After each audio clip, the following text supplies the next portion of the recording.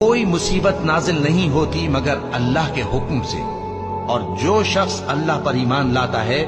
وہ اس کے دل کو ہدایت دیتا ہے، اور اللہ ہر چیز سے باخبر ہے۔ اور اللہ کی اطاعت کرو اور اس کے رسول کی اطاعت کرو، بس اگر تم منہ پھیر لوگے تو ہمارے پیغمبر کے ذمے تو صرف پیغام کا کھول کھول کر پہنچا دینا ہے۔ اللہ جو معبود برحق ہے، اس کے سوا کوئی عبادت کے لائق نہیں، تو مومنوں کو چاہیے کہ اللہ ہی پر بھروسہ رکھیں۔ مومنوں،